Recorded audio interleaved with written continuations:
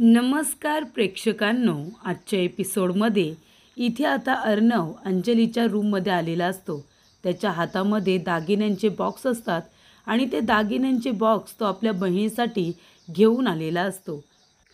तेव्हा इथे राकेश अर्णवच्या जवळ येतो आणि म्हणत असतो, अरे मेवणे साहेब, तुम्ही इथे कशासाठी आलात? बहिणीला आवाज देताय का? काय मग? एक माणूस खूपच जास्त खुश दिसतोय. उद्या हळद, परवा लग्न, नाही का? चला बाबा, आता लग्न होणार मेवणे साहेबांचं. खुश ना मग? असं म्हणून इथे राकेश मुद्दामूनच अर्णवला चिडवत असतो. तेवढ्यातच तिथे अंजली आता साड्यांचे बॉक्स घेऊन येते. तेव्हा इथे राकेश म्हणत असतो, अरे अंजली, हे काय करतेस तू? तुला ही सगळी कामं करायची काय गरज आहे? तेव्हा अंजली म्हणते, अहो असं काय करताय? मला थोडं तरी काम करू द्या. सगळेजण काही ना काहीतरी काम करतायत आणि मी फक्त बसून राहिले. मग मलासुद्धा थोडं काम करायला नको का? करू द्या मला थोडं काम, एवढं काही नाही होत. तेव्हा राकेश म्हणतो, अंजली अगं तू कुठे काम करतेस? तू फक्त बसायचं आणि सुपरवायझर करायचं. ही सगळी कामं करायला मी आहे ना, मी करेन ही सगळी कामं. तू अजिबात काम करायचं नाही, तू फक्त आराम करायचा. धावपळ करून तुला जर काही झालं तर आपल्या बाळाची काळजी नको घ्यायला तुला? तेव्हा अंजली म्हणते, अहो असं काय करताय? लगेच मला काही होणार नाही आहे आणि माझ्या भावाचं लग्न आहे. थोडं काम केलं तर लगेच मला काही होत नाही. तेव्हा इथे राकेश म्हणतो, अगं अंजली असं काय बोलतेस? तुला जर काही झालं तर काहीही होऊ शकतं. काय मेवणे साहेब बरोबर की नाही? आणि जर तुला काही झालं तर मग मेवणे साहेब मला जबाबदार ठरवतील ना, की तुम्ही माझ्या बहिणीची व्यवस्थित काळजी घेत नाही म्हणून. असं अर्णव मलाच बोलेल. काय अर्णव, बरोबर ना? तेव्हा इथे अर्णव आता काहीच बोलत नाही. त्याने जे काही दागिन्यांचे बॉक्सेस आणलेले असतात ते तो अंजलीला दाखवतो आणि म्हणतो, ताई हे बघ, इथे ठेवतो आणि तो सरळ बाहेर निघून जातो. तो राकेशला एका शब्दाने काहीच बोलत नाही. तेव्हा प्रेक्षकांनो, इथे आता अर्णव हा शांतपणे निघून जातो, कारण त्याला कळत असतं इथे राकेश काय करण्याचा प्रयत्न करतोय. त्यानंतर प्रेक्षकांनो, इथे आता ईश्वरीच्या घरीसुद्धा साड्या आणलेल्या असतात. तीसुद्धा साडी लावून बघत असते. तेव्हा इथे तिची आत्या, जयू आत्या, खूपच छान साडी आहे, खूपच छान दिसतेस, असं आता इकडे ईश्वरीला म्हणत असते. त्याचबरोबर नमुनेसुद्धा एक साडी घेतलेली असते. घरामध्ये त्यांच्यासुद्धा लग्नाचं वातावरण असतंच आणि सगळेजण खूपच जास्त खुश असतात. त्यानंतर प्रेक्षकांनो, इथे ईश्वरीच्या घरीसुद्धा साडी आता बघत असतात आणि इथे वल्लरी, लावण्या, त्याचबरोबर अंजली या तिघीजणीसुद्धा साड्या बघत असतात. इथे आता लावण्या ही साडी लावून बघते आणि विचारत असते कशी आहे म्हणून. तेव्हा अंजली आणि वल्लरी दोघीजणी तिला सांगत असतात साडी कशी दिसते, कसं नाही. सगळीकडे आता साडी सेशन चालू असतं. त्यानंतर प्रेक्षकांनो, इथे आता अर्णव आलेला असतो. अर्णव बघत असतो. लावण्या लग्नामध्ये खूपच जास्त खुश, पण इथे अर्णव अजिबात आनंदी नसतो. अर्णव हे लग्न फक्त आपल्या बहिणीसाठी करतोय. त्यानंतर प्रेक्षकांनो, आता अर्णव तिथे उभा राहिलेला असतो. राकेशचं लक्ष जातं. राकेश लगेचच अर्णवकडे जातो आणि अर्णवला घेऊन येतो आणि म्हणत असतो की हे बघ मेहुणे साहेब, मी तुमच्यासाठी काय आणलेलं आहे. तेव्हा इथे राकेशने अर्णवसाठी एक कुर्ता आणलेला असतो आणि राकेश इथे अर्णवला तो कुर्ता लावून दाखवत असतो. तेव्हा अंजली मात्र कौतुकाने बघत असते. तिला वाटत असतं, अरे माझा नवरा किती चांगला आहे, चिंटूवरती किती जीव आहे. पण आता इथे माहितीच नाही आहे अंजलीला की राकेश तिच्या चिंटूचा किती जीव काढतोय ते. कारण इथे चिंटूचा जीव जर कुणी आहे तर ती म्हणजे अंजली आणि अंजलीच्या जीवाला धोका आहे. म्हणूनच इथे चिंटू हे लग्न करतोय. ही गोष्ट अजूनपर्यंत अंजलीला काही माहिती नाही आहे. जेव्हा इथे राकेश आता तो कुर्ता अर्णवला लावून बघत असतो, तेव्हा इथे अर्णवचा गालगुच्चा वगैरे राकेश घेतो. ती गोष्ट अर्णव आणि मामा दोघांनासुद्धा आवडत नाही. तेव्हा इथे अर्णवला खूप राग आलेला असतो. अर्णव म्हणत असतो, मामा 1 मिनिटसुद्धा लागणार नाही राकेशचा हा मुखवटा फाडून टाकायला, पण माझ्या बहिणीला त्रास होईल ना, म्हणून मला काही बोलता येत नाही आहे. तेव्हा इथे मामा म्हणतात, अर्णव मला माहिती आहे तुला खूप जास्त राग येतोय, पण ही वेळ चुकीची आहे. तू आता काहीच करू शकत नाही आहेस. तू थोडासा धीर धर, सगळं काही व्यवस्थित होईल अर्णव, असं मामा म्हणत असतात. त्यानंतर राकेश येतो. राकेश म्हणत असतो, नम्रताजी याच्यामध्ये रवा, साखर सगळं काही आहे, तुम्ही बघून घ्या, सांगितलं होतं तेवढं सगळं घेऊन आलो आहे. त्यानंतर प्रेक्षकांनो, इथे आता नम्रता म्हणते, बरं ठीक आहे, मी जाते तुमच्यासाठी चहा करते. तेव्हा प्रेक्षकांनो, इथे राकेश आता ईश्वरीला इम्प्रेस करण्याचं काम करतोय. तो म्हणत असतो, ईश्वरीजी हे बघा, मी तुमच्यासाठी काय घेऊन आलो आहे. मी तुमच्यासाठी कानातले घेऊन आलो आहे. लग्नामध्ये जर तुम्ही हे कानातले घातले तर मला खरंच खूप आवडेल. तेव्हा इथे ईश्वरी म्हणते, बरं ठीक आहे, थँक्यू. आणि ती म्हणते, मी आलेच हां. आणि ईश्वरी ते कानातले आता घेऊन जाते. तिथे काही ती जास्त वेळ थांबत नाही. तेव्हा इथे आता राकेशला असेच गिफ्ट वगैरे देऊन ईश्वरीला इम्प्रेस करायचं असतं. तेव्हा इथे नम्रताला सुद्धा असं वाटत असतं की राकेशजी खरंच चांगले आहेत, ते इशूची नीट काळजी घेतील ना, असा विचार ती मनामध्ये करत असते. त्यानंतर प्रेक्षकांनो, इथे ईश्वरी आता रूममध्ये काम करत बसलेले असते. तेव्हा सुप्रिया तिथे आता संजय काकांना घेऊन येते. त्याचबरोबर जयू आत्या येते आणि तिथे नम्रतासुद्धा असते. तेव्हा प्रेक्षकांनो, इथे आता सुप्रिया म्हणत असते, इशू तुझ्या बाबांना आणि मला तुला काहीतरी द्यायचं आहे. तेव्हा ईश्वरी म्हणते, काय आई? तर इथे सुप्रिया आता बांगड्या घेऊन आलेल्या असते. सोन्याच्या बांगड्या केलेल्या असतात. तेव्हा सुप्रिया म्हणते, हे घे माझ्याकडून आणि बाबाकडून लग्नामध्ये तुझ्यासाठी छोटंसं गिफ्ट. तेव्हा इथे ईश्वरी तिच्याकडे बघतच राहते. तेव्हा सुप्रिया म्हणत असते, या फक्त सोन्याच्या बांगड्या नाही आहेत, तरी हा आमच्या दोघांचा आशीर्वाद आहे आणि तो आशीर्वाद नेहमी तुझ्याबरोबर राहील इशू. तू अजिबात काळजी करू नको. हे घे माझ्याकडून आणि बाबाकडून तुझ्यासाठी. तेव्हा इथे ईश्वरीला त्या बांगड्या खूपच जास्त आवडतात आणि एवढ्या महाग बांगड्या आता सुप्रियाने आणि संजय काकांनी ईश्वरीसाठी बनवलेल्या असतात. ही गोष्ट तिला खूपच जास्त इमोशनल करते आणि तेव्हा ईश्वरी आपल्या आईला मिठी मारून रडायलासुद्धा लागते. तेव्हा प्रेक्षकांनो, इथे आता संजय काका आपल्या मनामध्ये म्हणत असतात की हा राकेश माझ्या मुलीचं आयुष्य उद्ध्वस्त करतोय. काय करू मी? माझ्यासमोर माझ्या मुलीचं आयुष्य उद्ध्वस्त होतं आहे आणि मी काहीच करू शकत नाही आहे. त्यानंतर राकेश म्हणत असतो, अरे वा, हा आशीर्वाद मला असं वाटतंय 5 लाखापर्यंत तरी असेलच. एवढ्या सोन्याच्या बांगड्या केल्यात म्हणजे 5 लाख रुपये नक्कीच गेले असतील, असं आता राकेश म्हणतो. तेव्हा सुप्रिया म्हणते, मग काय, खुश ना? बरं चला, आता आपल्याला उर्वरित बाकीच्या सगळ्या तयाऱ्या करायच्या आहेत लवकरात लवकर. आता आपल्याकडे दिवस फार कमी उरलेत ना म्हणून. तेव्हा इथे आता नम्रता एकटीच विचार करत बसलेली असते. ती म्हणते की चला, म्हणजे इशू खुश आहे ना, ते सगळ्यात जास्त महत्त्वाचं आहे. तेव्हा इथे राकेश म्हणत असतो, अरे नम्रताजी, तुम्ही काय इथे करताय? कसला विचार करताय? तेव्हा नम्रता म्हणत असते, राकेशजी, मला जरा तुमच्याशी बोलायचं आहे आणि तुमच्याकडून एक प्रॉमिससुद्धा हवं आहे. तेव्हा राकेश म्हणतो, माझ्याकडून प्रॉमिस? तेव्हा नम्रता म्हणते, हो राकेशजी, मला प्रॉमिस करा की तुम्ही माझ्या बहिणीला आयुष्यभर सुखी ठेवाल, खुश ठेवाल म्हणून. तेव्हा इथे आता राकेश म्हणत असतो, अरे नम्रताजी, हे काय बोलताय तुम्ही? तुम्ही आत्ता माझ्याकडून प्रॉमिस घेताय की माझ्या बहिणीला सुखी ठेवा?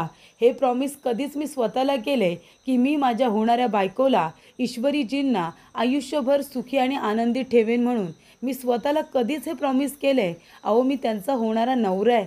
माझं प्रेम आहे ईश्वरीजींवर. मग मी त्यांची काळजी नाही घेणार तर कोण घेणार? आणि एक नवरा म्हणून बायकोची काळजी घेणं, तिला सुखी ठेवणं हे प्रत्येकाचं कर्तव्य असतं. आणि खरंच तुम्हाला असं वाटतं नम्रताजी की मी माझं कर्तव्य पूर्ण करणार नाही? तुम्ही निश्चिंत राहा, मी ईश्वरीजींची स्वतःपेक्षाही जास्त काळजी घेईन. तुम्ही अजिबात काळजी करू नका. त्यानंतर प्रेक्षकांनो, नम्रता म्हणते, ठीक आहे, मी तुमच्यासाठी चहा करते, तुम्ही या. तेव्हा राकेश म्हणतो, अरे काय काय वेडी मुलगी आहे ही. आता प्रॉमिस करायला काय, मी किती 1000 प्रॉमिस करेन, पण ते प्रॉमिस पूर्ण तर केले पाहिजे ना. काही वेडी माणसं असतात ना एक एक, असं आता राकेश म्हणतो. त्यानंतर प्रेक्षकांनो, इथे अर्णव बसलेला असतो आणि अंजलीने हातामध्ये मिरच्या वगैरे घेतलेल्या असतात. कशासाठी? तर आपल्या भावाची, अर्णवची दृष्ट काढण्यासाठी. आणि अंजली बघा इथे खूपच जास्त उदास आहे, कारण हे काम आईचं सुद्धा असतं ना, आणि आता त्यांची आई नाही आहे म्हणून अंजली इथे ते काम करत आहे. आपल्या भावाची दृष्ट वगैरे काढते. त्यानंतर ती थोडीशी दुःखी असते, कारण इथे अर्णवचं ईश्वरीवरती प्रेम आहे आणि ईश्वरीबरोबर लग्न न करता तो लावण्याबरोबर करतोय, म्हणून कुठेतरी इथे आता अंजलीला त्या गोष्टीचं सुद्धा वाईट वाटत असतं. त्यानंतर प्रेक्षकांनो इथे अंजली अर्णवची दृष्ट काढते आणि तेव्हा इथे राकेश पण येतो आणि राकेश मुद्दामूनच अर्णवला डिवचण्याचं काम करत असतो, त्याच्या गालाला वगैरे आपला हात लावत असतो. त्यानंतर प्रेक्षकांनो इथे आता संजय काका गोळ्या औषधं घेत असतात, तेव्हा ते सारखे न्यूजपेपरकडे एकटक बघत असतात. तेव्हा ईश्वरीचं लक्ष जातं, तर तिथे आता 2 वर्ष एक माणूस गोड गोड बोलून एका मुलीची फसवणूक करत होता, त्याचा पर्दाफाश झालेला आहे अशी ती न्यूजपेपरमध्ये बातमी छापून आलेली असते. आणि इथे सुद्धा तीच सिच्युएशन असते. 2 वर्ष इथे त्यांच्या मुलीची फसवणूकच होते ना राकेशकडून. तेव्हा प्रेक्षकांनो ईश्वरी आपल्या मनामध्ये म्हणते की बाबा सारखे या न्यूजपेपरकडे बघतायत, नक्कीच बाबांना काहीतरी महत्त्वाचं बोलायचं आहे, पण त्यांना बोलता येत नाही आहे, सांगता येत नाही आहे. त्यानंतर प्रेक्षकांनो इथे आता लावण्याच्या बांगड्या भरण्याचा कार्यक्रम असतो, तर इथे हिरव्या बांगड्या आता नवरीला भरण्यात आलेल्या असतात. तेव्हा लावण्या खूप आनंदी असते, खूप खुश असते की तिला आता इथे छान बांगड्या वगैरे भरलेल्या असतात.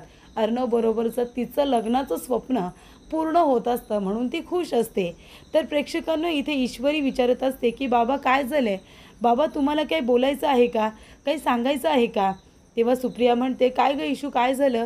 तेव्हा ईश्वरी म्हणते आई अगं बघ ना, बाबा सारखे या न्यूजपेपरकडे बघतायत, मला असं वाटते बाबांना ना काहीतरी सांगायचं आहे. तेव्हा सुप्रिया म्हणते इशू अगं तुला तर माहिती आहे ना, सकाळी पेपर वाचल्याशिवाय तुझ्या बाबांचा दिवस काही सुरू व्हायचा नाही आणि आता त्यांना पेपर वाचता येत नाही आहे ना, म्हणून ते त्या पेपरकडे एकटक बघतायत. तेव्हा नम्रता म्हणत असते बाबा तुमची काही हरकत नसेल तर मी तुम्हाला न्यूजपेपर वाचून दाखवू का. तेव्हा इथे आता जयू आत्या म्हणत असते अगदी बरोबर, दादाला पेपर वाचायची कधीपासूनची जुनी सवय आहे आणि आता त्याला वाचता येत नाही आहे ना, म्हणूनच तो एकटक त्याच्याकडे बघतोय. बरं चला सुप्रिया मी पतपेढीमध्ये जाऊन आले असं आता जयू आत्या म्हणते आणि तिच्या कामानिमित्त बाहेर निघून जाते. तेव्हा सुप्रिया म्हणत असते नमो तू एक काम कर, बाबांना पेपर वाचून दाखव, त्यांनाही जरा बरं वाटेल. तेव्हा नम्रता म्हणते ठीक आहे. त्यानंतर प्रेक्षकांनो इथे आता संजय काकांना वेगळंच काहीतरी बोलायचं असतं, पण घरच्या लोकांना ते काही कळतच नसतं. त्यानंतर इथे अर्णव रागाच्या भरामध्ये आपल्या रूममध्ये येतो. अर्णवला राकेशच्या या वागण्याचा खूप जास्त राग येत असतो, कारण राकेश मुद्दामूनच अर्णवला चिडवण्याचं, त्याला डिवचण्याचं काम करत असतो. त्यानंतर प्रेक्षकांनो इथे राकेश येतो आणि म्हणतो काय झालं मेवणे साहेब, अहो काय झालं, उद्या लग्न आहे तुमचं बरोबर ना, उद्या हल्दी परवा लग्न. अरे वा वा, म्हणजे आत्तापर्यंत इथे एवढा मोठा बिझनेसमॅन बिझनेस टायकून अर्णव राज्य शिर्के तू काय होतास रे, म्हणजे एलिजिबल बॅचलर होतास ना, पण आता तू एलिजिबल बॅचलर राहणार नाही आहेस, कारण आता तुझं लावण्याबरोबर लग्न आहे. चला मोस्ट एलिजिबल बॅचलर अर्णव राज्य शिर्के अडकला लग्न बंधनात, अशी आता हेडलाईनसुद्धा छापून येईल बघ न्यूजपेपरमध्ये. आता तू लग्न बंधनात अडकणार आहेस ना, म्हणून अर्णव अरे बंधन या शब्दाचा अर्थ सगळ्यात जास्त तुलाच कळला असेल ना, आणि तुलाच तो माहिती असेल बंधन काय असतं ते, नाही का. एका बाजूने लग्न बंधनात अडकणार आहेस, तर एका बाजूने कुठल्या बंधनात अडकणार आहेस ते तुलाच माहिती आहे नाही का, कुठलं बंधन आहे ते दुसरं. तेव्हा इथे आता राकेश म्हणत असतो बरं ते सगळं जाऊ दे, आता तुझं लग्न तर होणारच आहे, पण येत्या 6 दिवसांमध्ये माझं आणि तुझ्या मिस इंदौरचं लग्न आहे. हे बघ पहिला इन्व्हिटेशन तुला देतोय, घे बरं घे इन्व्हिटेशन, आणि तू यायचं बरं का, तुझ्या बहिणीच्या नवऱ्याच्या लग्नाला यायचं. अरे TV सिरियलसारखं नाव झालं ना, बहिणीच्या नवऱ्याचं लग्न. मग आता तुझ्या बहिणीच्या नवऱ्याचं लग्न आहे, मग तू येणारच ना, तू यायलाच पाहिजे बाबा.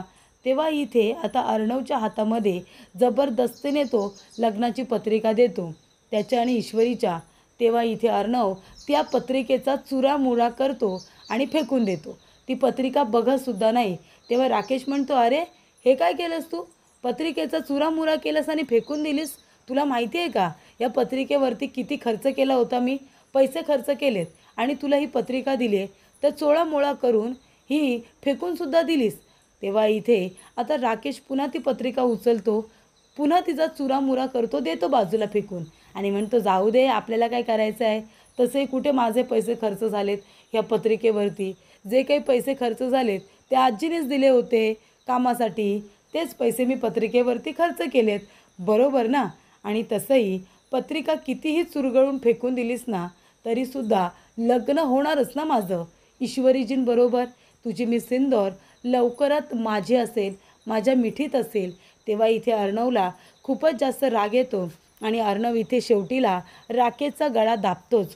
तो म्हणतो, हे बघ, काहीही झालं ना तरीसुद्धा मी हे होऊ देणार नाही. मी सिंदूरबरोबर तुझं लग्न अजिबात नाही. तिचं नावसुद्धा तोंडात घेऊ नकोस. तेव्हा इथे राकेश म्हणतो, अरे तिचं नाव काही तोंडात घेऊ नको. तिचं संपूर्ण अस्तित्वच आता माझं होणार आहे.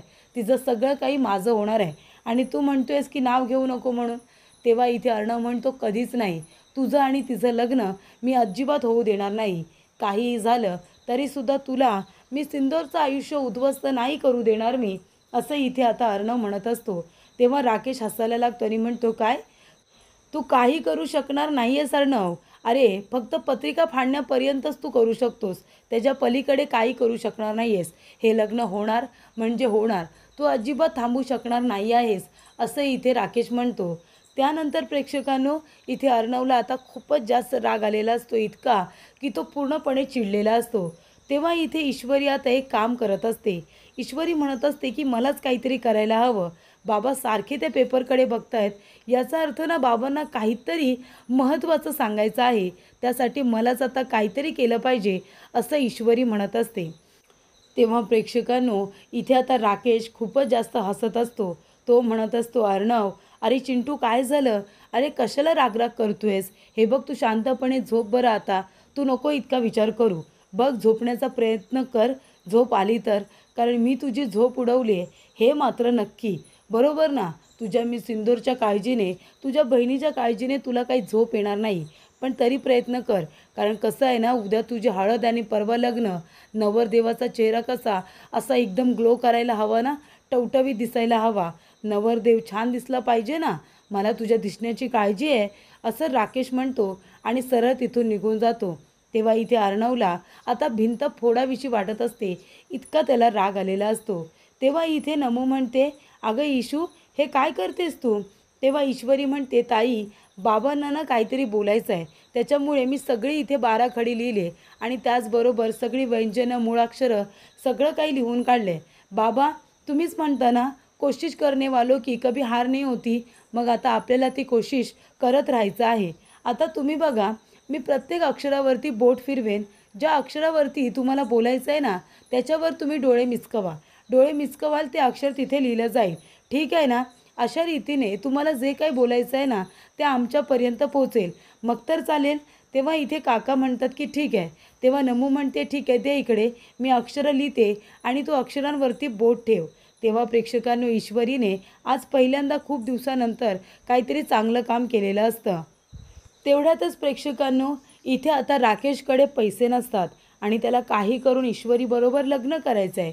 त्याच्यामुळे एका माणसाकडून तो उधार पैसे घ्यायला आलेला असतो आणि तो म्हणतो की साहेब, पैशांची मदत करावं, खरंच खूप गरज आहे म्हणून तुमच्याकडे आलो आहे.